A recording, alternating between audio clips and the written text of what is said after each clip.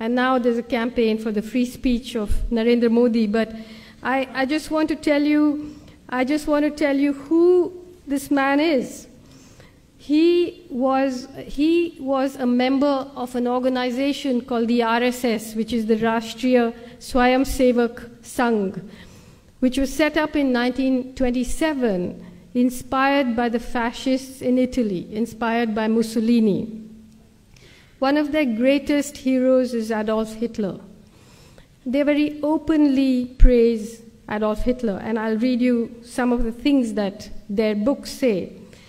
In 2002, when Modi was the chief minister, a train full of pilgrims coming back from the destruction of this Ayodhya mosque, which was disputed, the train caught fire. Nobody knows who set fire to the train, and 57 pilgrims were burnt. In reaction to that, under his watch, right-wing Hindu mobs went crazy in Gujarat. They burnt and killed and raped, and something like between 1,000 and 2,000 Muslims were massacred openly on the streets of Gujarat. 100,000 people were driven from their homes. The people who did the killing were helped by the police. There was a member of the Legislative Assembly called Ehsan Jafri who had the temerity to stand against Modi in the elections. His house was surrounded by a mob of 20,000 people. He made something like 200 phone calls asking for help. The police vans came there and went away. They didn't do anything. The mob surrounded the house. Ehsan Jafri came down and said, look, there were many people sheltering in his house. He came down and he said, look, do what you like to me, but let the women be, let the people who are taking shelter in my place be.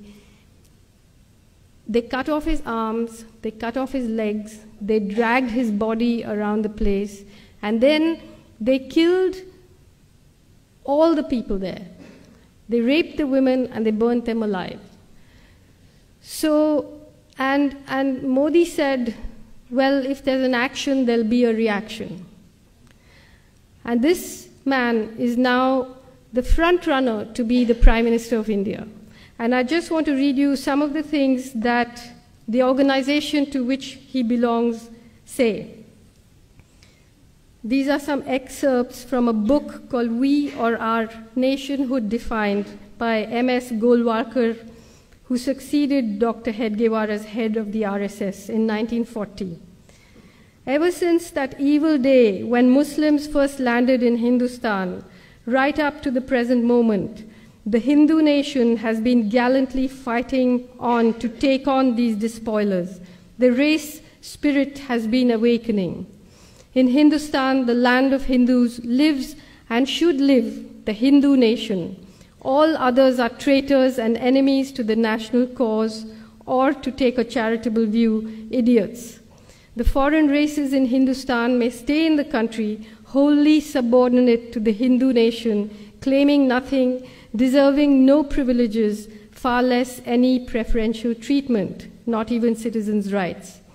To keep up the purity of its race and culture, Germany shocked the world by her purging the country of the Semitic races, the Jews. Race pride at its highest has been manifested here, a good lesson for us in Hindustan to learn and profit by. By the year 2000, the RSS had more than 60,000 branches and an army of more than 4 million volunteers preaching its doctrine across India. Now, at the time when the pogrom against the Muslims happened in 2002, there was an outcry and people were shocked. But since then, Modi has won the elections 4 times. And now he has become the most favorite candidate of India's greatest corporations because he's bringing in a lot of private investment. So if you bring in the money, then a little killing, a little raping, overseeing all of that is not such a bad thing. So you have a situation where this kind of open, I mean, we call them fascists because they call themselves fascists, meaning they, in their books, admire the fascists.